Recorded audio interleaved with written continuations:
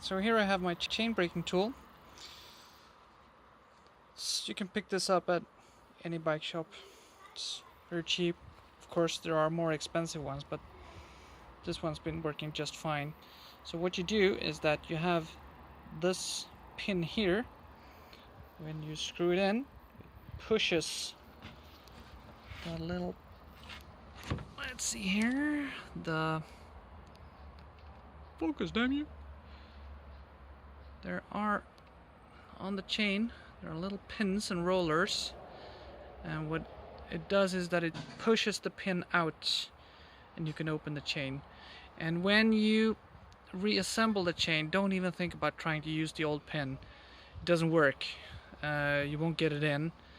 And when you buy a new pin, make sure it's the right pin for the right chain. You know, there are 8-speed, 9-speed, those are interchangeable, and then there's 10-speed and 11-speed, and the 11-speed chain is a lot more narrow, so you won't be able to use the pin from the 10-speed on an 11-speed, and now there's even 12-speed, so be sure you have a pin that is the right size length for your chain. So the chain tool goes over the chain like so, and then you start screwing this in. It's time to get screwed. That's how life is. Somebody always screws somebody over. This time it's the chain. And then you need to apply a little pressure. Let's see if I can do this with one hand.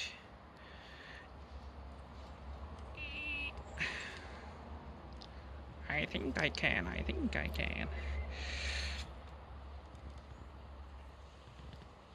Nope, I think I'll have to put my phone down and I'll just push in. Usually it just pops a little bit and then it's very easy. So I'll just put my phone down and get back to you. And then there you have it. I don't know if you can see it, but the pin is coming out here. So I'll just keep turning until pin is all the way out, and then you can open the chain.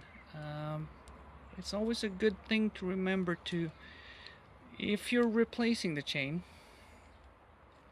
keep the old chain just to see the length of the chain. Of course, yes, they always say an old chain gets longer, but that's negligible when it comes to comparing two chains. So just put the new chain next to the old chain and then you'll see how long it needs to be. And in the background is my kids and their cousin playing, so there's some sound there. It's coming through now very easily. Of course it's way easier when you have two hands available. Should get it. Well, there we go. It's telling me again that the temperature is too high, so I'll just keep unscrewing it. Okay, here we go again. This heat wave is amazing. It's actually 2 days ago that I did the first video, and it's still really hot. But here we go. Chain is off, and front mech is hanging there. I'll just carefully remove it. There you go. There you have it, with the brace. So I'll just put this over here. I will reuse it. And the chain. Now, even though this chain is dirty, it's still in good shape, so I will reuse it. And as I said, there was a little pin going through there, connecting the chain to the roller here. And there are different types of connections.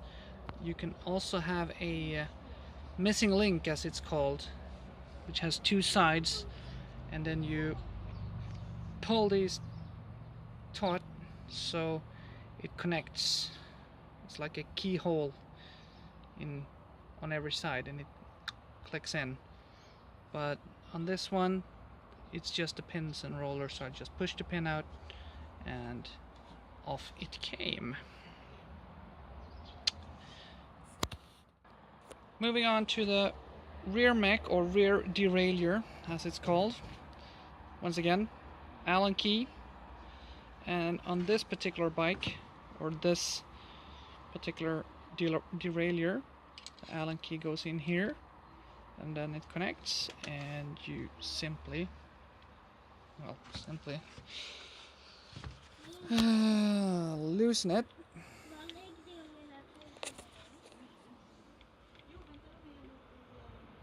There you go. And since this is an old bike, it's from the 90s, they still had, let's see here, the derailleur hanger here is connected to the frame. It's a part of the frame, and the derailleur goes in here. This part is the derailleur hanger. On a more modern bike, you will have a separate piece that is screwed onto the frame, which is made out of aluminium. And the reason for that is if you have a crash and you bend this, it won't shift gears properly. And if you bend this, you bend the frame. But if you have a separate derailleur hanger made out of aluminium, you will bend that, and you can easily change that without messing up the frame and having to try and bend it back and everything. So now it's getting hot again. Let's see, I'll just keep unscrewing this, and the derailleur will eventually come off. Let's see if I can do this before, and then the tension of it, there you go, it's off. Hey there folks, when I did the third part, for some reason, I don't know why, maybe the heat, I don't know, the part where I actually removed the front derailleur, the front mech, disappeared. I don't know where to, so somewhere in that digital heaven or cloud, there's a video of me taking this off. So I'll just go through how I took it off. It's not that difficult, so it's easy. I'll show you.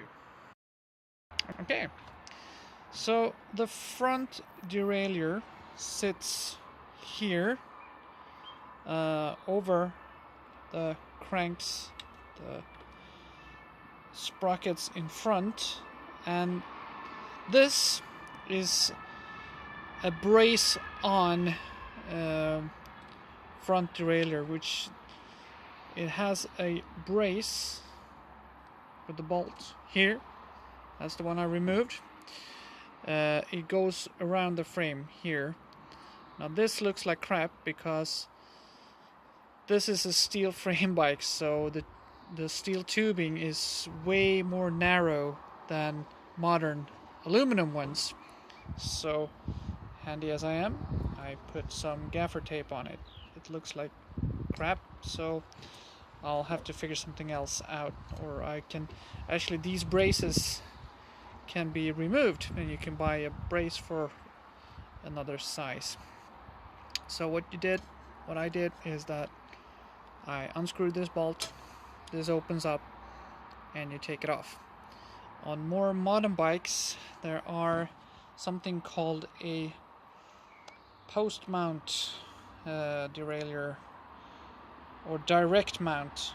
It actually comes with screws or mounts here in the frame, which the derailleur bolts directly on without a brace. So these are very common still, but there are direct bolts as well, so they just bolt direct into the frame. So that was it for that.